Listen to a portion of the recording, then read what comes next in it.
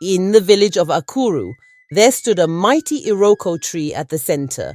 Its branches stretched wide, providing shade for weary travelers and a place for village children to play. Many believed the tree had a spirit of its own, a spirit of generosity, a tree believed to possess magical gifts. It was a place of wonder for all, but no one dared to seek its treasures. Namdi, a young boy with dreams bigger than his small village, discovered early on that he had a special bond with the tree.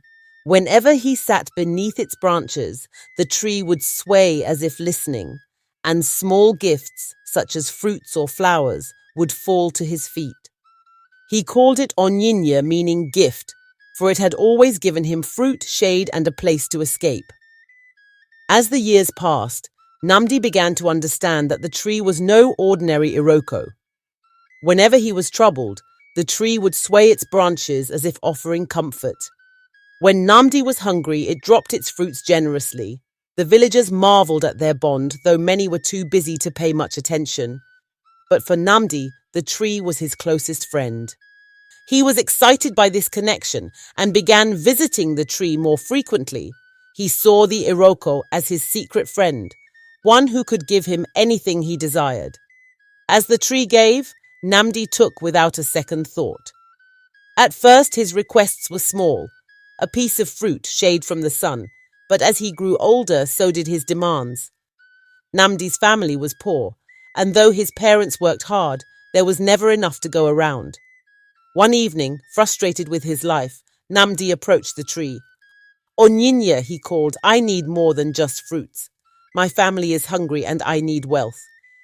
The tree rustled, and to Namdi's surprise, a small hollow opened at its base, revealing a sack of gold coins. His eyes widened in awe. With the gold, Namdi was able to buy food and improve his family's home. That night, as he slept, Namdi had a strange dream. In the dream, he sat beneath the Iroko tree, just as he had many times before, but this time the tree spoke. Namdi, the tree called, I will provide for you, but you must promise to share with the community and the needy. By doing so, you will ensure that I remain strong and able to continue giving. If you take only for yourself and ignore those in need, my strength will wither and I will die. When Namdi awoke, the dream lingered in his mind, but he pushed the thought aside. The wealth he had gained from the tree felt too precious, and instead of helping the poor and sharing with the community, Namdi began to hoard his newfound fortune. Greed soon got the best of him. As the gold disappeared over time, so did Namdi's sense of satisfaction. Soon, he began to crave more. He returned to the tree again and again, each time demanding larger and more extravagant gifts. The tree, though slowly weakening, continued to give, never refusing him. Namdi's farmland flourished with little effort as the tree performed magic that made even his smallest efforts yield abundant crops. However, Namdi worked less and less, relying on the tree's power instead of his own hands. As Namdi's fortune grew, so did the suspicions of the villagers.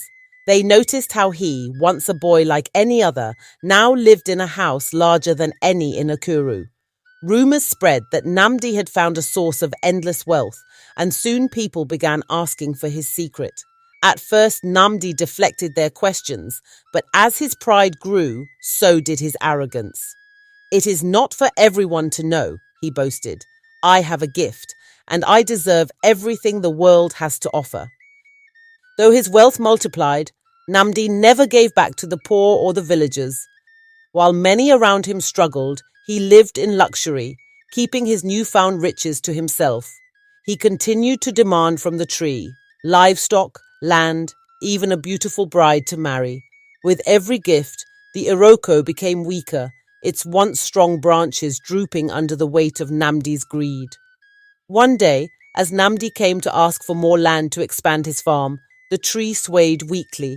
Its once vibrant leaves were now withered, and its bark seemed brittle.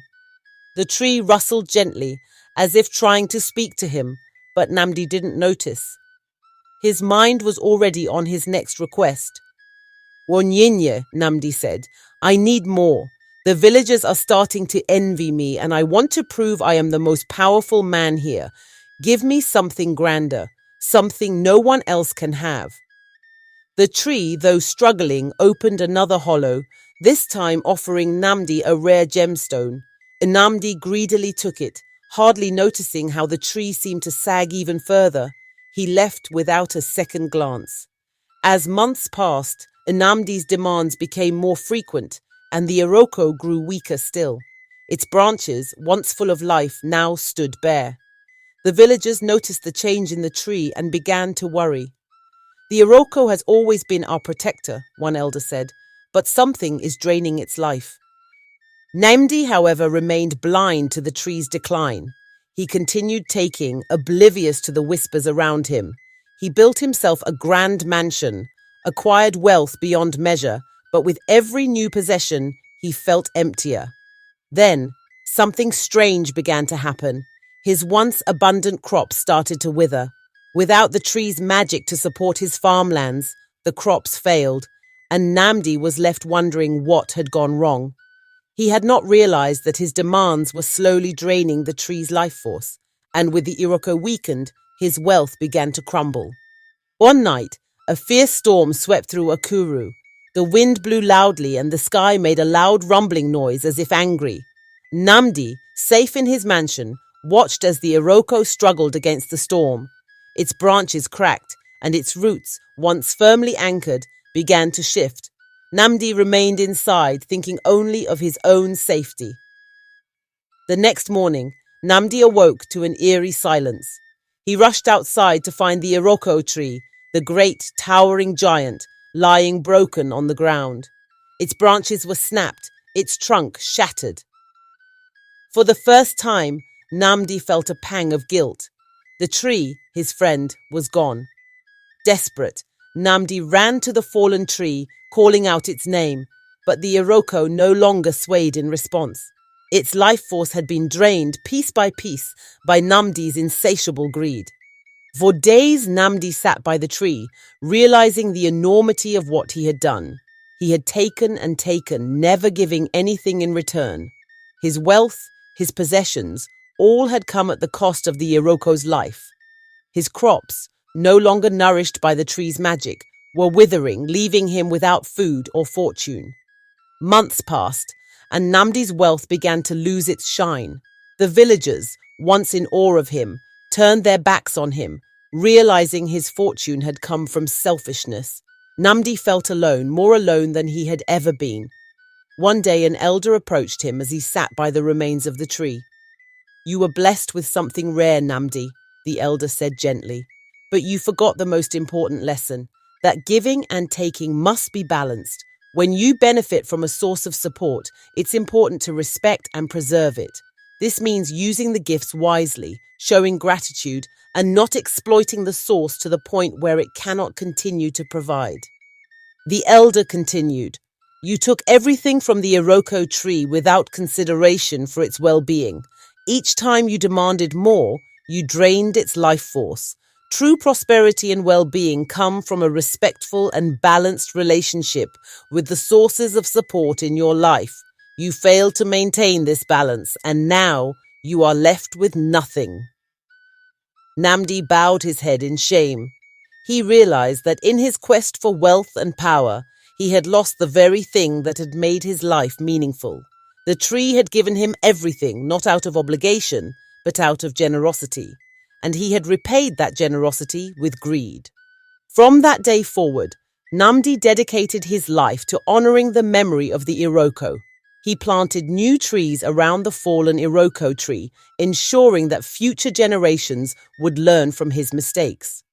And though he had lost much, he gained something far more valuable: the wisdom to give back and to appreciate the gifts that life offers, not with greed, but with gratitude. Life lessons. Greed blinds us to the value of what we already have. True wealth lies not in what we take, but in what we give back to the world. Demanding too much, even from a generous source, will only drain the very life that sustains us. Make sure to subscribe to hear more fascinating African folk tales, where each story comes with a powerful lesson. Thank you so much for watching.